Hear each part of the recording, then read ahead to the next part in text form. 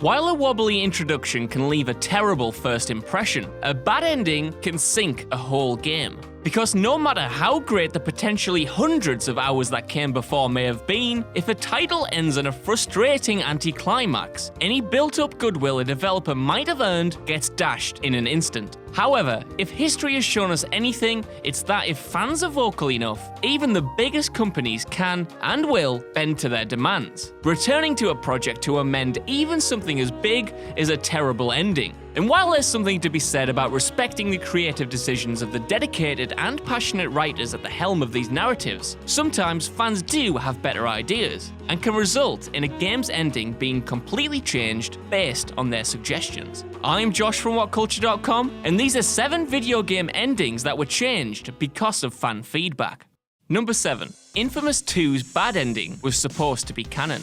The Infamous series has always been big on moral choices. Throughout the first 2 games especially, players were able to tailor protagonist Cole McGrath to their liking, deciding whether the reluctant superhero's tale would end in tragedy or a happy ever after. But when it came to crafting the latest spin-off, Infamous Second Son, the development team were forced to make one of the endings to the second game canon. In the end, the darker, more ominous ending was chosen by the team. However, midway through development, the writers had a change of heart when they analysed the second game's trophies, revising the original plan after discovering that almost 80% of players chose the good ending. So, while a Second Son set in an evil post-Infamous 2 world could have been amazing, the devs instead went with the outcome that the vast majority of players opted for.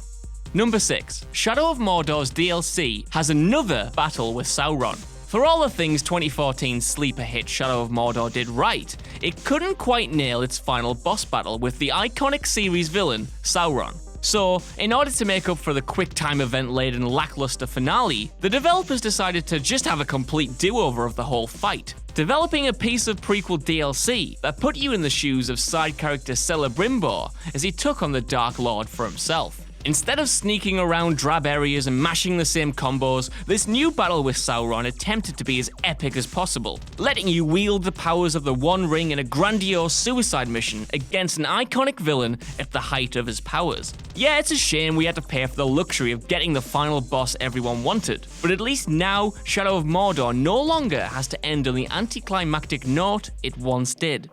Number 5. Frozen Synapse gives the players whatever they want.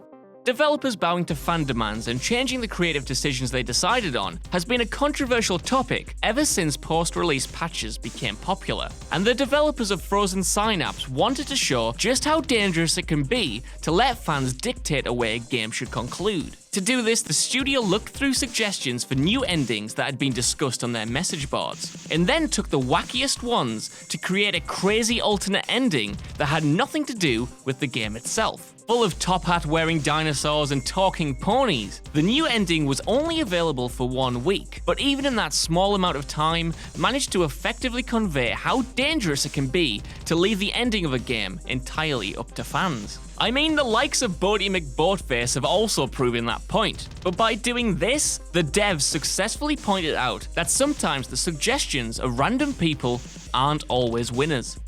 Number 4. Prince of Persia 2008 retcons that downer ending. For as much as people didn't take to the 2008 reboot of Prince of Persia, you have to admit that it at least attempted to do something daring with its story. For the entire game, the prince and his companion Alika are desperately trying to stop the oncoming darkness from enveloping the entire world. However, just before they can complete their mission, Alika is killed.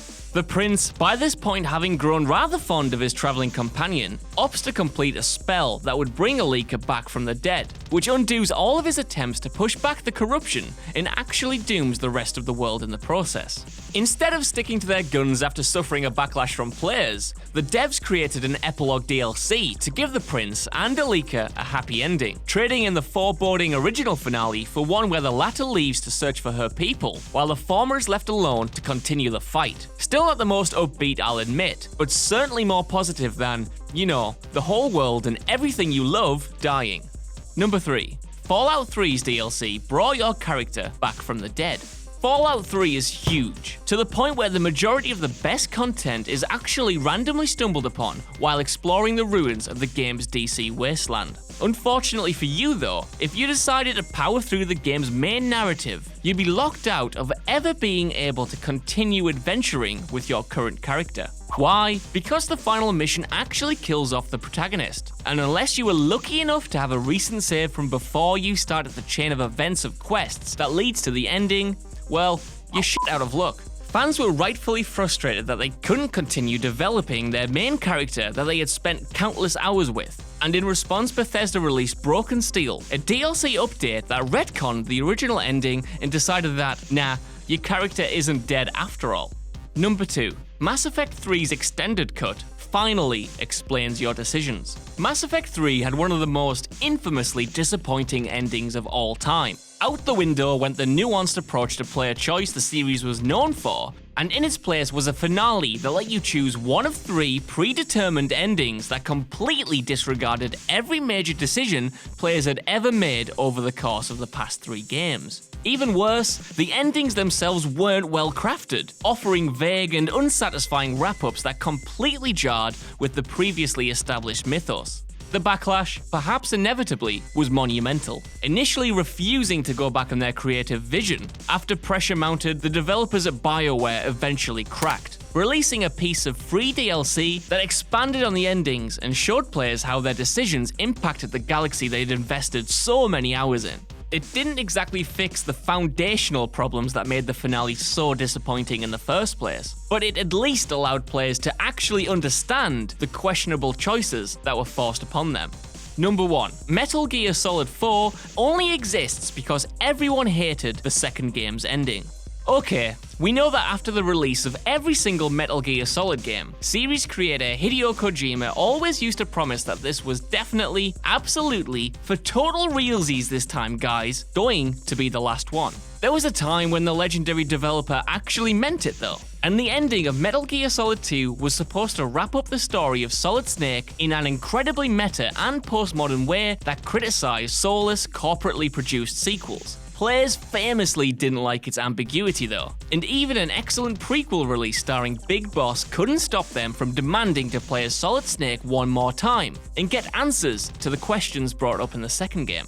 As a result, Metal Gear Solid 4 was born, and in the end, Kojima all but admitted that he only returned to Solid Snake's story because he was sick of hearing everyone badger him about it. And that mentality is pretty evident if you've ever played the game, as MGS4 bends over backwards to explain every little mystery in order to satiate the fans who demanded answers for years. Of course, had we known that every answer would have just been, nanomachines did it mate, we might not have been so insistent.